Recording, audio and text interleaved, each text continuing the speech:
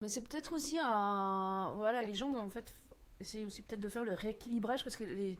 Alors, ça, c'est un truc qui est assez intéressant, c'est que tous les partis, quand il y a les élections, tous les partis, quand on parle de mobilité, disent oui, il faut la dualité.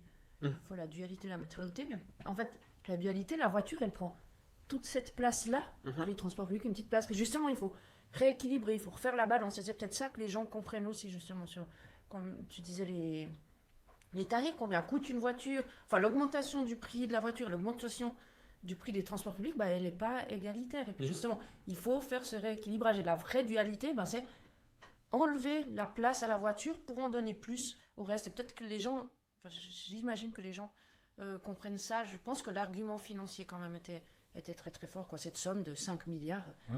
c'est énorme pour les gens aussi à un moment où on vient nous dire qu'il faut couper dans tous les départements au niveau fédéral.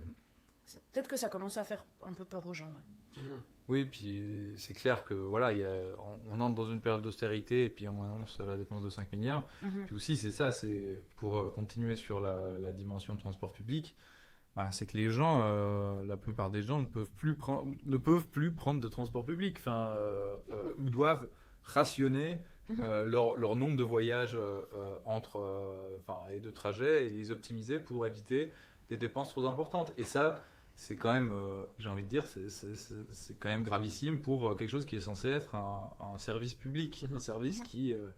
qui est censé être disponible au plus grand nombre. Et puis surtout, le truc qui est le plus surprenant, moi je trouve, sur cette question-là, tu disais, il y a un relatif consensus sur la question de la dualité par rapport entre la voiture et les transports publics. Moi, le truc qui me surprend le plus là-dedans, c'est pour avoir creusé un peu le sujet sur les transports publics, c'est que même d'un point de vue libéral, sur la question du travail, de l'efficacité au travail, etc., on peut quand même trouver des angles pour défendre complètement le rail.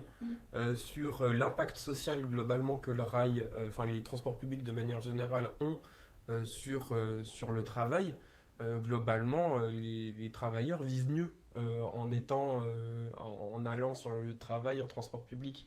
Il y a moins de possibilités d'avoir des accidents du travail sur la route directement. Ça fait moins de stress. Il y a vraiment des impacts énormes